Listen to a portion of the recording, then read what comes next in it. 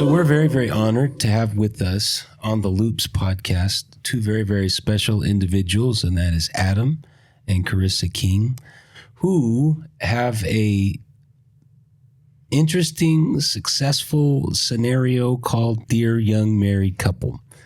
So why don't you guys, for people that may not know, what is that? And it's grown from what? Where was the beginning, the origins of it? And now kind of at this point, sitting in the studio here today, where is it going? Well, Dear Young Married Couple is a marriage resource company. And I guess it's maybe more than that now. We love to help leaders and families in any way we can. And we do that through podcast and YouTube and Instagram and traveling. And we love doing it. We do lots of seminars all over the world. And we're so grateful that God has given us this opportunity to interact with his people in this way. Yeah. Right. So how did that, was that a career path that you were on? How did that start? Is that something that you aspired to do? Yeah. So it started probably when I was about 16. I knew that I wanted to go into the counseling field. Very nice. And started taking psychology courses and really enjoyed helping people. At the time, when I graduated with my master's in counseling, I looked like a baby. And so I primarily helped teenagers. And then it grew into helping couples and families. And then at some point, Adam and I started working with, we were youth pastoring at the time and started working with families. And then we started getting asked to do some marriage seminars. And I said, babe. You were asked to do a marriage seminar. Right? I said, babe, you got to do it with me. We're married and you have the male's perspective. You're like, we got to do this together. We're going to be a team, so you're in. She definitely invited me before I was ready. Yeah. Well, my education and my driving focus was apologetics for a long time. So I went to college, got my bachelor's degree from UOP in Stockton, California, in just philosophy. And then went down to La Mirada, California, to Biola University and got my master's degree in apologetics. Okay. Christian apologetics. Was that on campus in Biola? It was both. Okay. So it was kind of one of those modular, like do a whole bunch of work at home and then do some intensive stuff on campus. So that was awesome. I loved all that. So that's my background is really actually comes from a deep wondering is there a God? And some of my deep questions that I had for a long time. And I struggled with my faith for a period of my life, which really drove this passion. And then as I saw other young people also struggling with this with these questions, I said, I don't see very many people talking about the reason for God's existence or the evidence for the resurrection or, those sort of, why does God let a child die? Right. Those sort of questions are always difficult. The Odyssey. Yes. Yeah. So that was my jump into academia. And then when Karissa said, hey, this church wants us to do a seminar, I'm like, oh yeah, meshes perfectly. Not really. So she gave me the book and said, study this. I would like you to do it with me. I don't want to do it by myself. So I said, okay, fine. And we did it. And I was like, okay, that wasn't horrible. And I actually kind of enjoyed it. Right. And then we did another one. I was like, okay, this is really cool. And then I think the other part that was happening in the background besides that is I had a large piano studio and I found myself life coaching a lot of people. Just I heard what they were working on and always wanted to encourage them to be their best self and helped a lot of people while teaching piano. Right. And so those kind of just meld in. Chris is like, hey, let's make this a thing and help couples and meld all these passions. And so it worked out. It happened. God just helped us do it. So how did you transition or did you continue your education from philosophy into family therapy or did you, or you just joined the train that was Karissa? No, he went on and got several certifications, and Gotcha. he's probably read more marriage and family therapy books than I have at this point. Yeah, Probably. very cool. And so then you guys came together with that, and then you do such a great job working together. That's what's very, very cool. Because you transition and you're coming at it from the angle of a team, but different vantage points, like you said. Yes. Backgrounds, understanding. And so I think that's probably part of your success. So it's grown from those days. By the way, so you were 16 when you started this, and then you did all that. You said counseling at some point. It was like young people.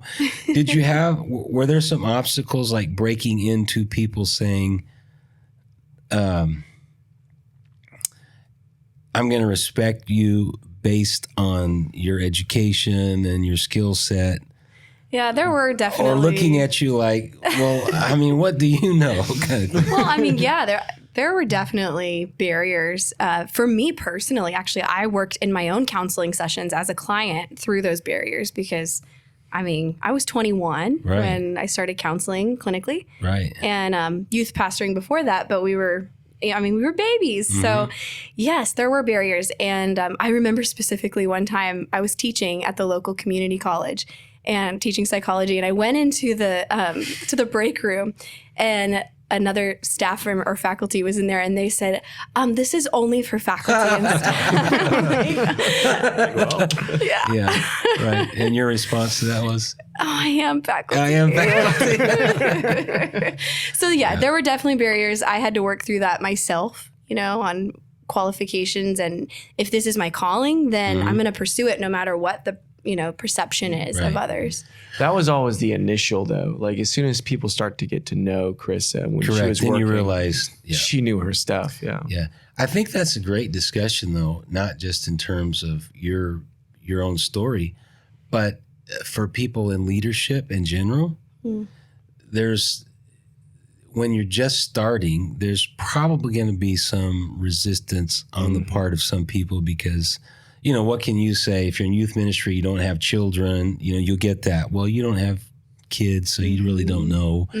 But I'm working with young people, so it's not that I have to have children to connect with them, but you get that. And so what would you say is the answer to people that in any type of leadership, if they're younger and they're striving to be used in ministry, what would be your response or answer to them when they're in that phase where they know where they're going and they know they're confident within themselves, but yet there's other people that are not necessarily seeing that, and so there's this kind of obstruction sometimes? I would say humility and confidence go hand in hand. You have to humble yourself. You're not going to prove anything by, showing up bigger than everyone else and louder than everyone else and pushing your agenda. And throwing your book smarts and your education and everything. Yeah. And hours too, right? Yeah. I mean, the one way that you overcome is you get a lot of experience and you develop some hours in that so that when you start talking, people realize very quickly, okay, wait a minute. I miscalculated because they really know what they're talking about. And that's where the confidence comes in. Like you have to have the perseverance to keep studying regardless of perception of others. I think that's key. That's always been key for me is that you study, you put the time in, you're dedicated on the back end. People work 10 years to become an overnight success. So often guys want to be used or girls want to be used or want a ministry or want to do something, right? Right. But they're not doing anything to prepare themselves. Yeah. And it's like, okay, where do you see yourself going? Okay, then work toward that. What are the skills? Sharpen your axe, right? Right now is the time to sharpen your axe, to be preparing all the wood or doing all the things right now to prepare you to launch. Yeah. But don't wait for the platform. Right. To prepare. I like that. How would you, Kevin? So Kevin's a musician. So I mean, we've talked about family therapy, and you're experience, and I'm talking about leadership. So from your perspective as a musician, some of the same things hold true, right? Right. And for me, like, I've always had people come to me asking me for advice on how to get better, and I want to play, I want to get into the music ministry, but there has to be a wanting to do that and a time that they need to put into that to get better. And I like to see some of these, and Donnie Bright's coming next week, and I could tell he's put the time in to get to that where he is. So he's only 19, but people respect him because they see his skill set, right? And they recognize, okay, he's not only talented, but he's also prepared. He spent a lot of time. Right. Just to riff off that a little bit, with a lot of people too, though, like with church music, there is a kind of an avenue. You need to practice your stuff, right? You need to be able to play this song in all 12 keys. You need to be able to, there's a expectation. What I'm finding with a lot of young guys and that I talk to, because I talk to not a lot of young girls, but a lot of guys, they want to be used. They want God to work in them, and they see themselves being in ministry in some way, but they're not exactly sure where. Is it a pulpit ministry? Is it a missionary? Is it am I going to be like right hand to, there's a lot more options. And I like to tell guys, I said, God, from what I see, I think God likes to redirect action, but it's difficult for God to redirect non-action. And I always am pushing guys to say, like, what can you do right now? Yeah, that's good. And do as much as you can and learn as much as you can and be humble. Go to the people that are really good and ask them questions. If you're trying to learn God's voice, how does God speak to you? Pray for me in this, opening yourself up to influence and to learning and knowledge. God said, my people are destroyed for lack of knowledge. Right. Don't be an usher in of destruction because you're not knowledgeable in what you're trying to preach or teach or, have something to say. Right. There's also been times for me, like I see certain musicians, and I don't know if you know Colton Duty. Colton is a fantastic guitar player, and we've actually started close to the same time. But I feel like he's putting so much work and time to get to where he is.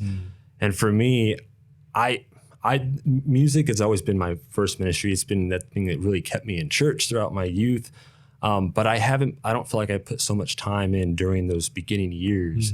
And young musicians now see Colton. I even see him like how I want to get to that point, but he's put so much work in, and that's been like his dedication to it. And so like for me, like I'm reaching out to him now, even though I kind of feel like, well, we're the same age. We've been playing for the same time. How I shouldn't be maybe reaching out, but I want to learn. I want to get better and all that. So. That's good. Yeah, and when you're younger and you put forth the time and effort, you've got the time. Right. You get a little older, I don't have now much time. you got children, another one on the way. All of a sudden, all that stuff starts. Right, and I see AJ getting way up there, and I feel like he's passing me a little bit now, and I'm like, oh man, but he's got so much time, and he's got those influences in his life that he's just putting in work. Yeah, very cool. So that's a really good intro to what we really want to talk to you about. And that is, can you give us, in all of your work that you've done, and you've put many, many, many hours in family therapy, what are the 5, if we want to do 5, what are the 5 major problems that you see in relationships that come up like repetitively? Well, and how would you want to start? You want to start 5 and go down, or do you want to start with number 1 and go the other way? I think it makes sense to start with the first 2 because they are root issues of probably the next 3 that everyone is thinking of. Okay. So probably what came to mind for everyone was, communication, finances, and sexuality, right? I would say those are probably 3, 4, and 5. Maybe not in that order. Right. But the first 2 are root issues of those other 3. And that would be pride and the lack of emotional intelligence. Wow. And that's not, if those are the root causes and that's 1 and 2, that's not typically where everybody goes because they go with what you started with. Right. Finance, communication, and sexuality, typically. Yes. I mean, communication is super important. And we teach it all the time. And so that's probably one of the big issues. But let me just start with EQ because it's interesting. And I hadn't thought about it as being so important for a long time. And in the last probably 2 years, I've seen just how much it affects both leadership and marriage. And it shows up. It really just is like it's a brake on your relationship for a long time.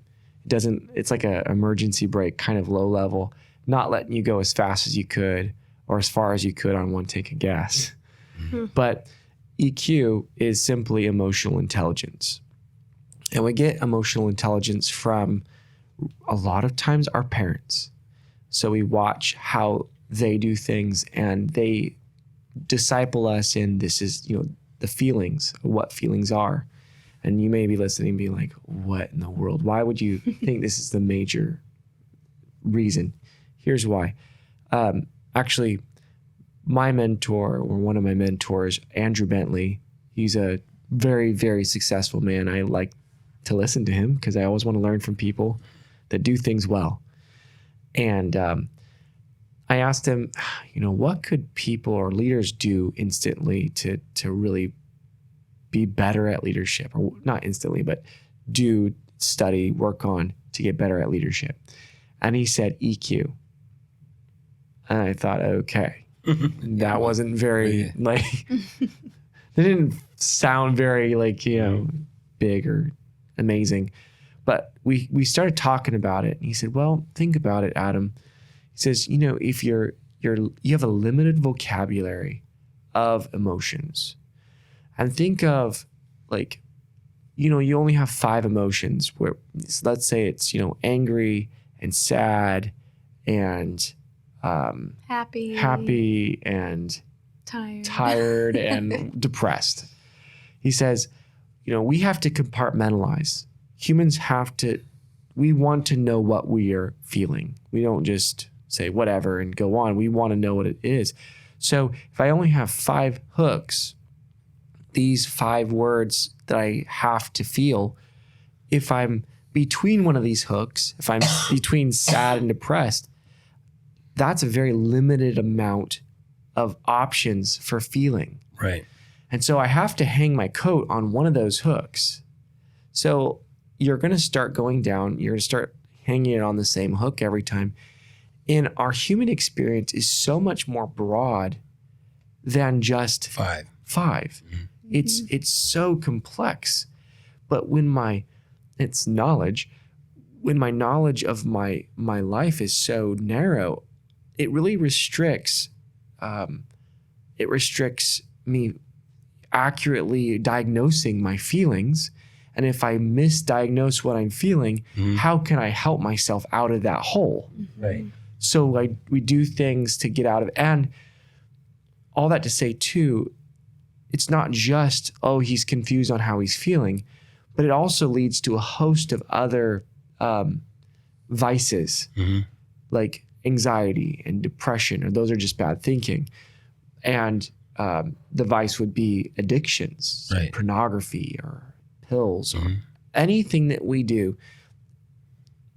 So I was listening to a man named Gabor Mate.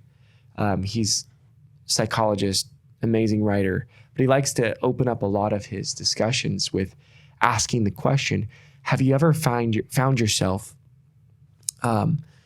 going to an act, doing something, a behavior, or ingesting something, but doing something in order to get away from something, even though that thing that you're doing is bringing negative consequences. Right. And will definitely bring negative consequences down the road. I would say a lot of people have done that. Right. We ignore how we're feeling, or we're feeling something, but we don't really go deep into that feeling. But instead of trying to solve what I'm feeling, I'm feeling lonely. Instead of going and being with friends and trying to deepen my relationship with friends, I look at porn and I feel bad about that. And I have shame. And then the more shame, then, the binge purge cycle. Oh, I feel so bad about this. I'm going to go pray. But I never fixed the lonely problem. And then next time I'm lonely and I start feeling that shame of, and then I go back to that thing. So not being emotionally intelligent, I'm going kind of long here, but when I don't pursue emotional intelligence or broaden my vocabulary and I don't diagnose how I'm feeling, it opens me up to so many, it doesn't allow you to live life as fully as you could. Right. You're falling back on 5 default positions because you don't have the breadth. And there's no, I've never even heard of a class on emotional intelligence. We do a lot on communication. That's speech and got to be able to speak and what have you, but nothing that addresses that. So if we spend all that time and effort teaching people how to converse and how to do communication, and they're still not picking it up, what is the root cause of them not seeing their need or observing their need for better communication? Right. It goes back to EQ. They're not even seeing themselves. Right. Yeah. So it's a not seeing themselves problem. Right. Self-awareness. So the solution to that, a quick solution is what? Broaden your emotional quotient, intelligence capacity. You do that how? How do you do that?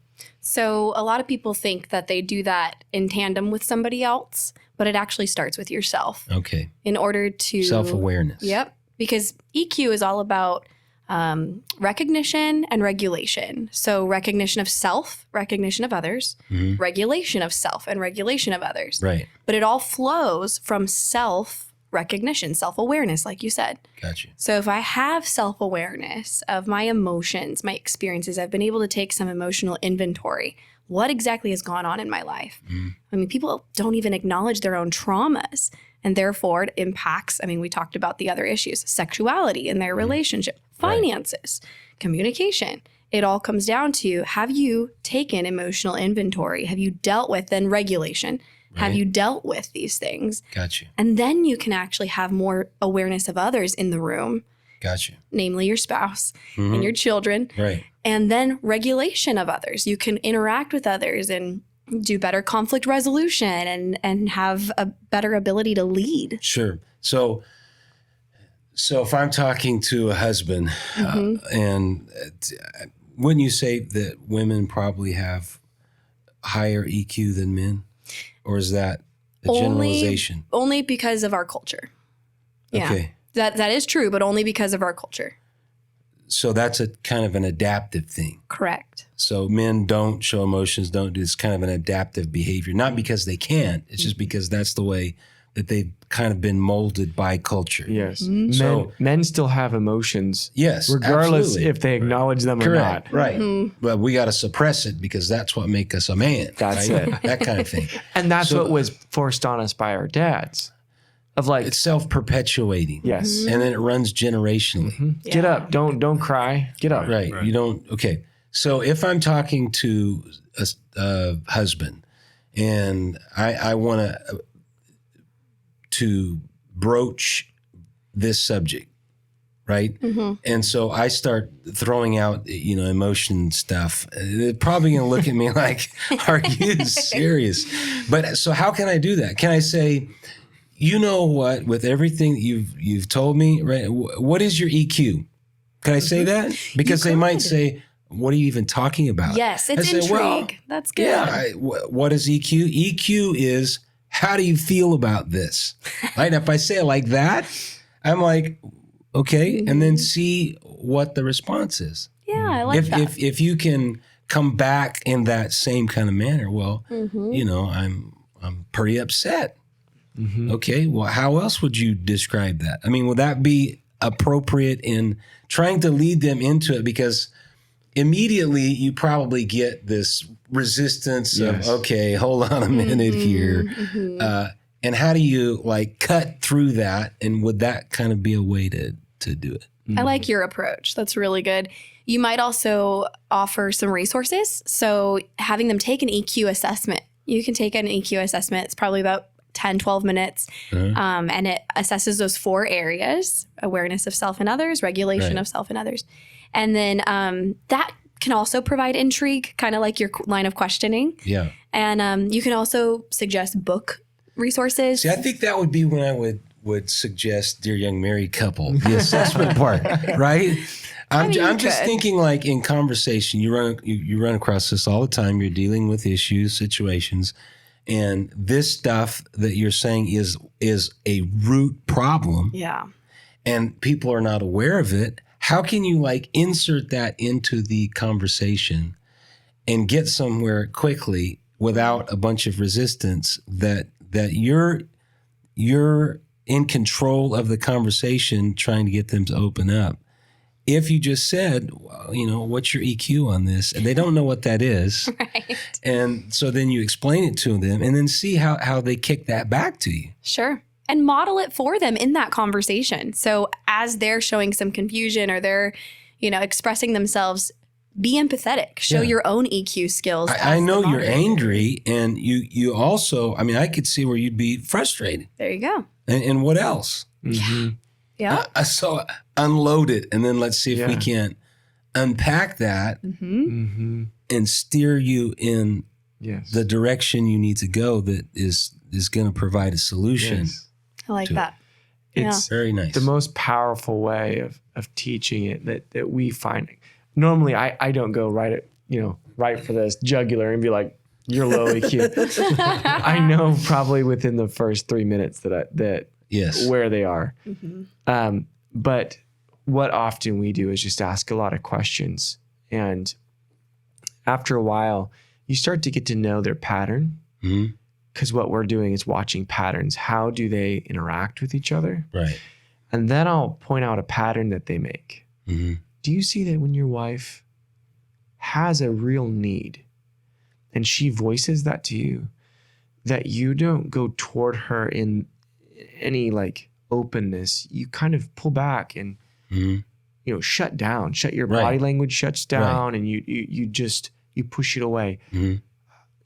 And then you can just kind of give that to them. Like, do you see yourself doing that? If they don't see it, okay. And then you ask another question, ask her to share again. And here's the most powerful way of really starting to shift that is you've already set up this, hey, I'm watching for this, and they do it again. They go right back into their pattern. Did you see what you just did there? Right. Remember how we were talking about a second ago that you closed down when your wife shares something, and then you said this, and then you pulled back, and you didn't ever receive influence from your wife. Like, she really wants this. She's not criticizing you. She just really wants this. Right. Because guys are really defensive. Mm-hmm. And you're just pointing out, do you see what you did there? And that's normally when they have that light bulb moment of, oh, I do that. Right. And then they start opening up of, okay, self-awareness. I do things. That right there was a marker for self-awareness. Yeah. And so as we go through counseling, it's constantly putting these markers on conversations of like this. So when you go home, she expressed something. Yeah. Yes. You can recognize it. That's the most powerful way. Wow. So EQ, that's kind of, it's huge. Yeah.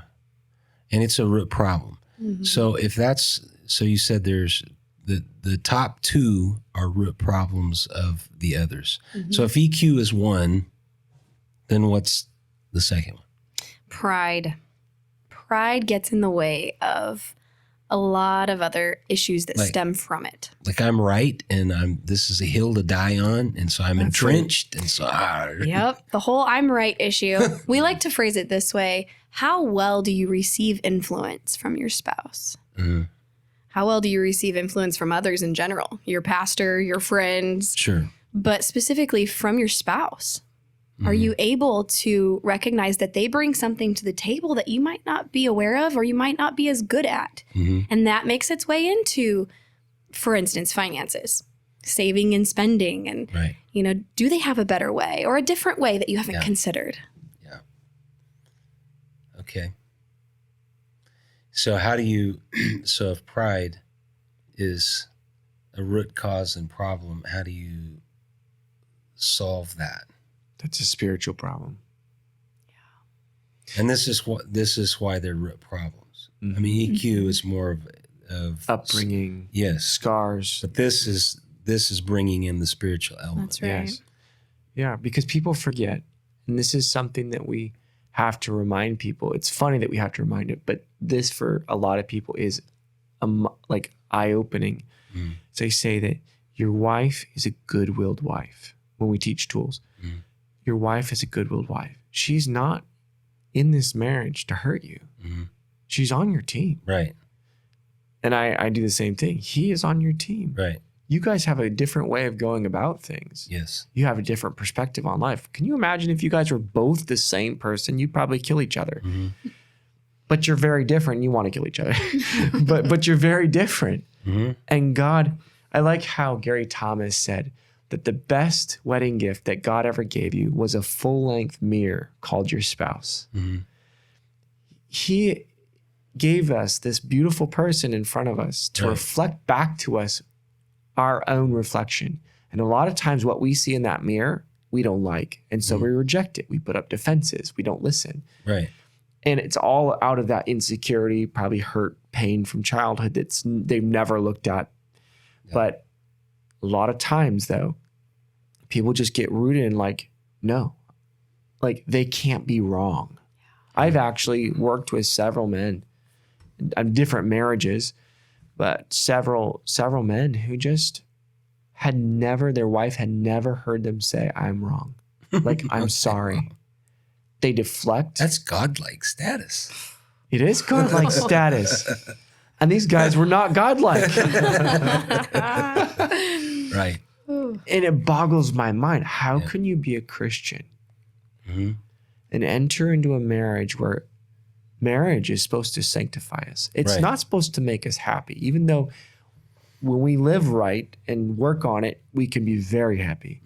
But marriage, the goal for marriage is not to make us happy, but it's to make us holy. Right. Because no one else can see us like our spouse. Right. No one else is going to call us on our stuff than our spouse.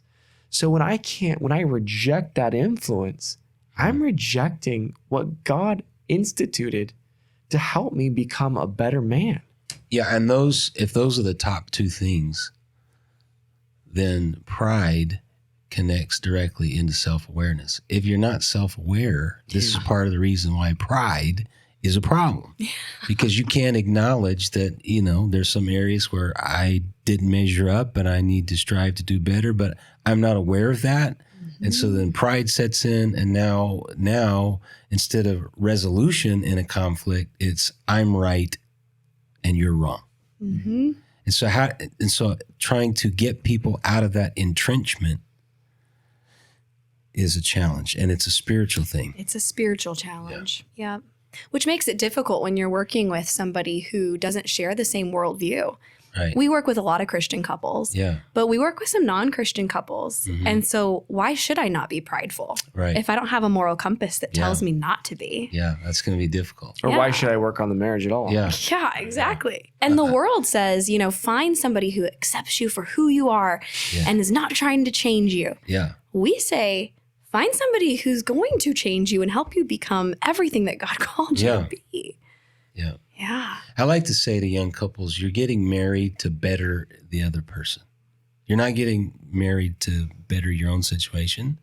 You're marrying him or her to make him or her better. And if both people do that, they're helping each other, and it's reciprocal. Yes. And they receive it. And they receive it because pride's not, it's not about me. It's about us. And so then we become the team that we need to be, that God's called us to be. That's good. So EQ, pride, that's two areas that I wouldn't have even known about. So that's what this is very cool. So now 3, 4, and 5. Yep. What's 3? Well, I like the word that you used. You said, reciprocal or reciprocity. When you can work on your EQ and you can work on your pride, now I can engage freely in reciprocity. Okay. That's going to help my communication. Right. That's going to help me do better with finances collaboratively with you. Right. And that's going to help us in our sex life. Absolutely. When we're reciprocal and it's not all about me Yes. and I don't lack awareness, Mhm. now a whole new world opens up of collaboration and reciprocity. Right. So I don't know what order I would put those three in. Go ahead. I don't know. What Try. do you think? Communication. Yeah. That would probably be next, because everything else. I mean, Well, finances. so if EQ is not something that you've really broadened and developed, and now there's pride issues, now there's a real breakdown in communication because you can't even relate. Yeah. And then you've squared off into two camps. Yep. And then, sometimes you there's so much water under the bridge and you've been there for so long, it's going to take an act of God, which is a spiritual thing, to get you reset where you need to be. Mm-hmm. In other cases, people recognize that pretty quick and they make more progress because they don't become so hardened. Yeah. And so those things flow. And if you can't talk about finances or sexuality, then I mean, you got a major problem there. Exactly. So I would say you're right in saying communication is probably, Yep. because if we can get you talking and communicating, we could probably make some headway with finances and discussions Yes. about Totally. sexuality. Yes, and it's crazy too. Like, we work with a lot of couples. You can go for a long time with not great communication. Mhm. It's just there's going to be a lot lacking, a lot Right. of frustrations, Right. and it's just not going to be as Fulfilled. vibrant. Mm-hmm. Right. It just won't be. But communication is huge. We love to teach a tool called the wish list. That's very simple, but it cuts out a lot of the fluff. But it simply goes like this. I'll give you a real example. Like, so let's say that I'm at home and I'm saying, "Hey, babe, I have a wish for you." So That's a flag phrase. Yeah. I have a wish Right. for you. Here it comes. Yep. It's exactly. So I put my listening ears on. or Yes. get your mitt up. What is I'm that? about to throw a ball at you. Yes. I need you to catch this, and it's my turn. Mm-hmm. Yep. A lot of couples don't take turns very Right. well, but and I'll say, I wish that we had more quality time. We're running around going crazy, and I just wish we had more quality time built out for us. Mm-hmm. And if that happened, this is the best. If that happened, I would feel prioritized, Right. more hopeful, Yeah. and just feel That's more alive. An effort to get the communication going, flowing. So I use this as a tool to open up their EQ a lot, Mm-hmm. because a lot of guys would have said good. I would feel good. Yeah. Okay, well Yeah. that's a 50-cent word. Yeah. Let's up this to $5 or something. Yeah. So I'll prod them for like, what else? This would make you feel valued. Okay, this would make you feel. This connects to EQ though. Yes, does. because we're giving them words. We're starting to push them into You got a EQ. bigger vocabulary, you can respond with something different Yes. than good. Right. Yes. Fine. I'm Yes. fine. And we're starting to get a foot into emotional intimacy. Yeah. Just by like them starting to dig down. Okay, how would I feel if she did make more time for me? Yeah. So, and then she would. I'd be the active listener. Okay. So I would start by repeating back what I heard him say, not in a robotic way, not like word for word, but just summarizing what I heard him say. So, babe, I heard you say that you really wish we had more quality time together. And I think specifically you want me to carve that out because I tend to be the one that adds a lot to the calendar. And so you want me to carve out some quality This time. is a real wish. Yes. It is a real wish. And if that Right happened, here on the Luke's podcast. right. If that happened, you would feel more prioritized.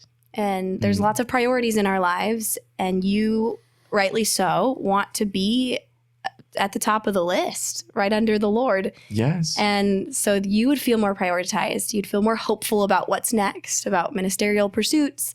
You'd have a lot more hope. That's amazing. And that's how we'd work it. Now, if I really wanted us to go a little bit deeper, I'd do another tool that we tack onto this, and it's called because.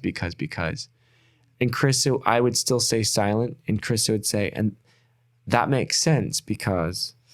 That makes sense because, and if we Right. wanted to go into the depths, Right, we could.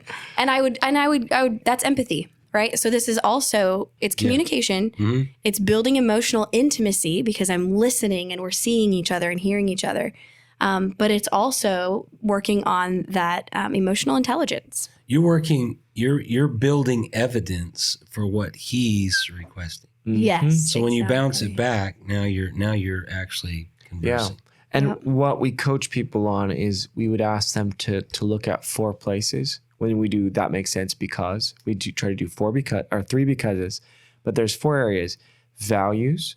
Do I have values around this that inform my wish or inform how I'd feel if that happened? Like fears. This is probably one of the deepest. Yeah. Fears, because fears underlie all of our the reasons why we do things. Fear. And then values, fears, childhood, and then unmet needs. So childhood, that makes sense because you didn't get a lot of quality time when you were a kid with your dad or your whatever it is. So those right there inform all of my desires. Now, why we do this is because every single time that we hear a criticism, every criticism is a wish in disguise. But Gotcha. criticisms, you're not going to take. Right, You're not going to yeah. take that in. Yeah, you're gonna gonna stop communication. Yeah, That's you're gonna, right. I'm going to deflect it. I'm going Yeah. to defend it. I'm going to say, Right. no, you're not right. You're the problem. Yeah. So this is a really fabulous way that couples can do tomorrow or today, just to say, hey, I have a wish for you, and this will start to build emotional intelligence. They can work on the pride by just listening and Yes. active listening, and it starts to break their walls down. Because we honestly have pride because we have insecurities. Right. We don't want to look frail for our wife, and we feel like she's against us. So a lot of guys put their Right. walls up, and it is pride, but it's also born out of or strengthened by their insecurities. Yeah. So number 1, EQ. Number 2, pride. Number 3, communication. What's number 4? The statistics say that couples argue about finances more than sexuality. We counsel people more around sexuality than finances. Yes. I can see that because finance is more a part of your life. People think so. I'm Yeah. in terms of time. Sure. Function, it has to do with 24/7 because you're providing for, you got to take care of finances Yeah. all the time, and you're not doing sexuality all the time. Well, you're not You are having doing- sex all the time. That's what I'm saying. Yeah, but sexuality is Yeah, pervasive. Yes, but you're doing finance all the time. Yeah. Yeah. It's more visual. Yeah. So what's the big sticking points? With finances. Yeah. Yeah. Because what I've seen is I've got my, this finances are split. Uh-huh. And that usually is not a good sign No. because it's not all ours. It's mine, and I'm giving you this, and so Yep. you work on it there. And half the time I've talked to people, the person that's wanting to control the finances, they're not the most savvy at finances, which creates more of a problem. And because Yes. pride is part of it, instead right. of saying, well, you know what, I'm not the guy, you are. You take care of the finances and we'll work together. We end up struggling through this. Yes. For sure. Yes. You summarized it well. You got it. Okay. It happens all the time. And I would think that sexuality also informs this discussion too, just because if they're not getting sex or there's people use sex to, Right. to power play, and it's crazy. So much of it, like all of what we just talked about informs Yeah, it's all related. finances. But for so many couples, a budget would be wonderful. And Right. and not being reactive in their finances, but be proactive. So go away together and go talk about your finances. What do we want to accomplish? What does success look like Yeah. in 20 years? and then work back from that. And what do you need to do in order to get that success and start making changes now to get that? Right. So if they can get on the same page there, work out a budget, oh my word, life is so much better. And honestly too, here's the pride issue again. So often we see people trying to maintain stereotypical gender roles rather than who has the skill and finances. Strengths and weaknesses. Yes. Right? Let's just be honest. Yeah. Our brains all do not work together. And if she's paying the bills, there's no, that's not making you less of a man, So like for us, we would probably be on the streets if I had to if I had to pay the bills, we laugh. I call myself the financial advisor. That makes you feel really good. Yeah, doesn't it? Right. But I know that she's the one that does the best job at the bills. Mm-hmm. She's really good at it. And so it's become somewhat comical because every once in a while she say, "Would you like to oversee this financial advisor?" But I appreciate the fact she does an amazing job. Yes. She does an amazing job. Yeah. So her brain works that way. Go with your strength. Go with that. Yes. Why is it so hard? And if you're doing it, you're missing stuff. Now that creates a problem because if that's her strength and you're missing it, so she's telling you that it was missed. Right. And she's communicating it, but because you got a pride issue, you don't want to acknowledge that. Yeah. Now you get defensive, and now all of a sudden, what? There's a big issue. We're not operating on the same page. Yeah. People, it's so funny. You see kids hit a piñata, right?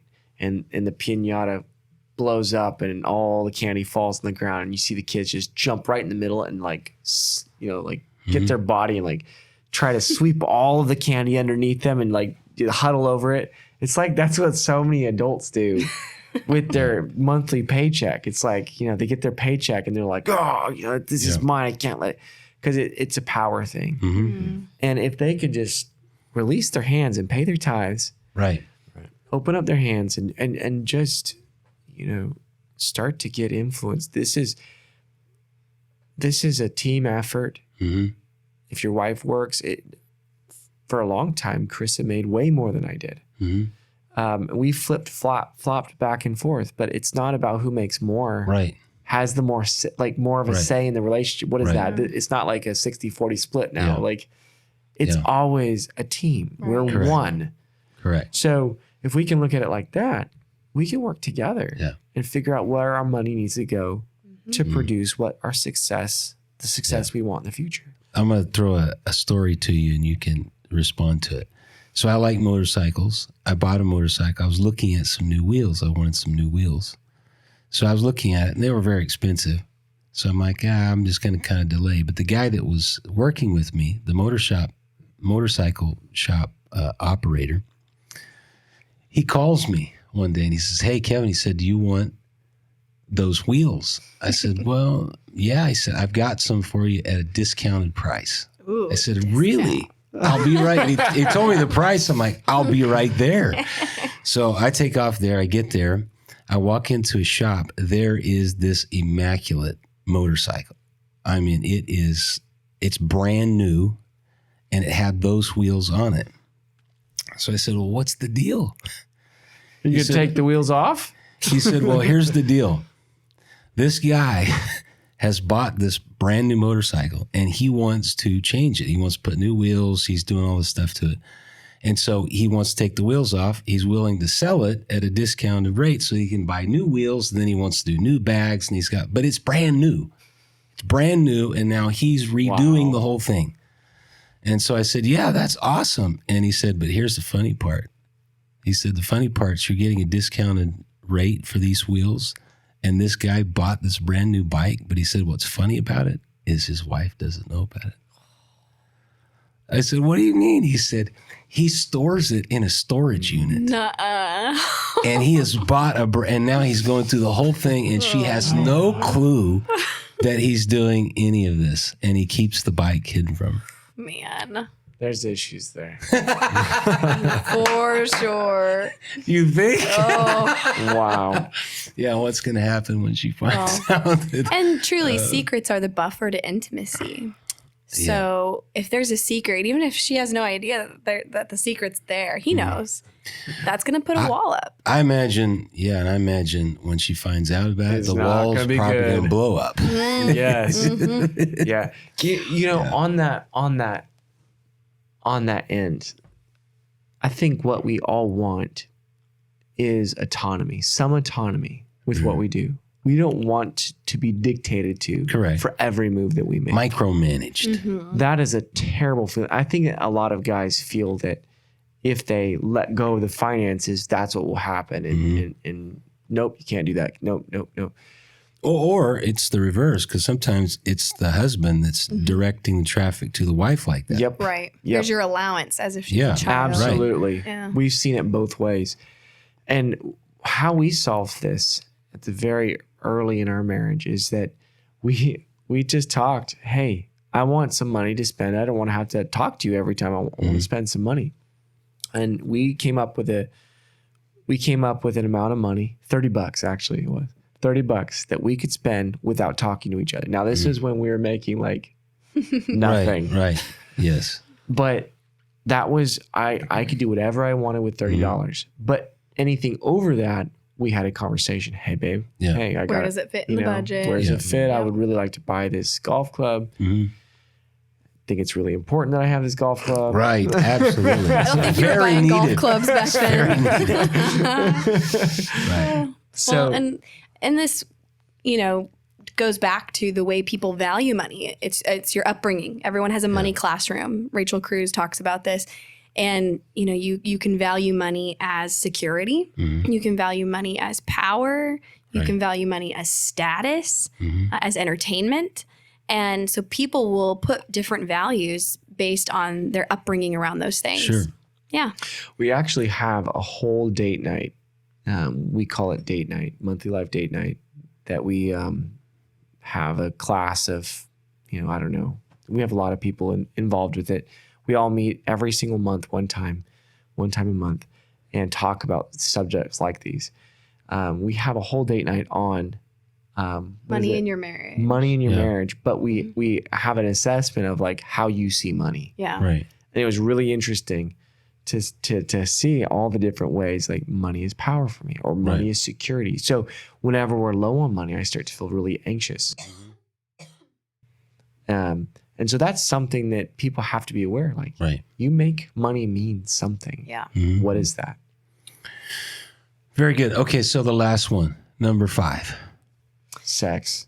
Sexual dysfunction, sexual expectations cause issues in the marriage, and obviously stemming from lack of EQ, communication. I can now that you've kind of laid that out in that way, man, I can definitely see how that is all connected. Yeah. And it almost becomes a loop. Yeah. From the very, because what's really interesting is that now we're talking in generalities, but generally the man is the withdrawer in the relationship. So let's say I'm not going to be the one that brings up the fuss. My wife's going to come to me and say, hey, like you haven't been very mindful lately. And so that's called the pursuer. So if we're slapping labels on people, most guys are not the ones that bring up the issues at first. Correct. They're just like, hey, leave me alone and we're good. Right. And then we see them bringing stuff up as it's their issue. Right. Like they have a problem because they're always bringing stuff up. But really we need to work on stuff too.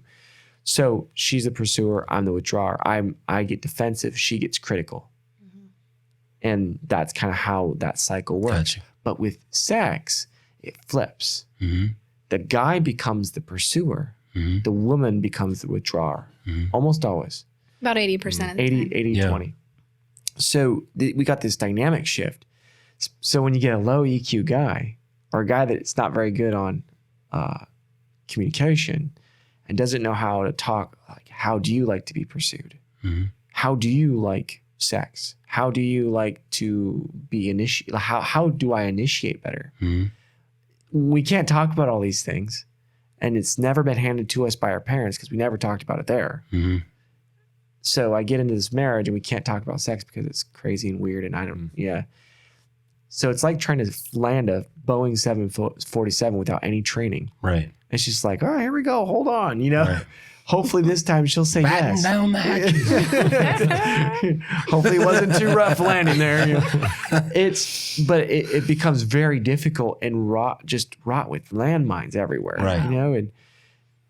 And so when things go avoided, that ultimately takes the joy so much out of the experience. Right.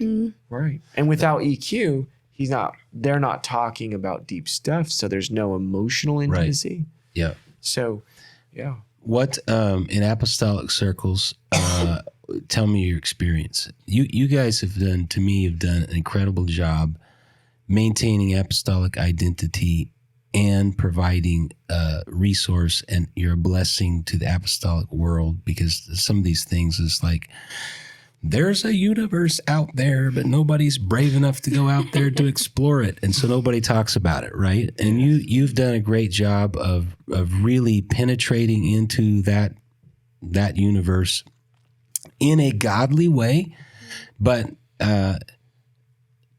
openness, receptiveness, or resistance. What have you gotten in apostolic circles? D, all of the above. Yeah. Yeah. I mean, I think by and large, people do see the openness that we have around sexuality as a refreshing, concept. They like it. They want that. But we definitely get the criticism and, not too much directly though. Yeah. Oh no. Nobody's going to probably say that to your face. They're going to say it, Yes. Yeah. To our pastor. Yeah. But you know what? So maybe there was a time where you just don't talk about that kind of stuff. Okay, there was a generation era like that, but I think maybe people at this point are probably wising up to the fact that the culture that we live in now, it's talked about everywhere. And so if you don't get some, we're calling EQ, emotional intelligence, if you don't get some sexual intelligence, you're not going to be the influence at all in your child's life, your teenager's life. They're going to get it from somewhere else. And what they're getting from our secular culture is abominable. Yes. So, Yes. My hope would be that people would recognize, okay, there is a place for this, and it can be done in a biblical framework that would be beneficial and helpful to the body. And when I say that, I'm talking about the church in general. Yes. And it's not, you're not doing it for sensationalism. You're not doing it for a lot of things that some people may do that for. That's not your approach and your interest. So I was just curious. So do you feel like that that we're advancing on that front, that people are at least having conversations and recognizing these are some areas that we as the church, we need to be a little better than what we've been in the past? Mostly. Yeah. There are groups. Yeah. There are groups that it's the polarizing, right? Yeah. So there are groups who swing so far right that, we got questioned on, we did a course on momfidence, we called it. And it was gaining sexual confidence after having babies. And it was all for moms, It was a live workshop, taught by some nurse practitioners, all apostolic women. And medical field. yeah, it was. Right. And so it was a good workshop, and we got a lot of good feedback from that. But of course, there were people, actually, I said, that complained to our pastor, and they did, about how we had the graphic for the sex ed for moms class was a drawing of the uterus, like ovaries in the uterus. And they were offended that we had a drawing of the ovaries in the uterus. Wow. Yeah. So, I mean, if that's what we're getting complaints about on the far right, I think it's okay. We can dismiss that and say, okay, we're going to keep going and do our best effort to not offend, but do what the Lord's called us to do. Yeah. I would like to ask those people, because those people don't really have a discussion with us. They don't ever talk with us. But I would like to ask those people, why protect the the silence around this. Like, what are you gaining from not talking about it? Then I would like to ask them, what do we gain from actually having an open discussion about sexuality? Mm-hmm. And I would like to ask, which of those two positions best reflects the Bible that we both read? Right. Yeah. Because there's so much The Bible. about. Yeah. Yes. Yeah. So what are solutions? Same thing with say EQ, expand your vocabulary. Spend some time in study, spend some time in communication, research, expand your horizons, and don't let pride and petty differences become blockades to that communication, so that this part of your life can be a fulfilling part of your life, which is going to make both of you better and your life better. Yes. Believe it or not, I think the first step that people have to do is read the Bible around sexuality. Because I think a lot of people have sex, but feel that it's kind of something that God permits and is not exactly happy about it. Yeah. Okay. Yeah. You know what I mean? I think that's how they see it. And they maybe haven't read Song of Solomon or all the other they'll passages. read Song of Solomon, but what they'll do with Song of Solomon is they'll twist it and make it an analogy that it doesn't really mean that. It can't mean that. It's got to mean something else, which it may mean something else, but it's like a concentric circle. It originally is Meant literature that means that. Exactly. Ancient Hebrew love poetry. Yes. Well, and then outside of that, you can extrapolate, some prophetic thing. Yes, absolutely. But to ignore the initial literature and what it means is not proper interpretation. That's right. So if we have that developed with the couple or with these people that are having a conversation with here, if we have that developed of just how beautiful it is and how God is so pleased and uses metaphorical language around sex to depict his love for us and his church, then it should free us up and give us freedom with our spouse to also enjoy that same fruit. So if we get the permissions there, then we can allow that, like, I'm living in freedom and this is worship. This is right. Right.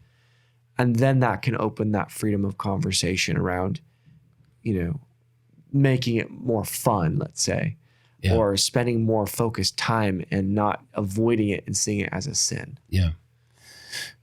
This has been fantastic. So, final comments. So, Kevin, you have any final comments? I do.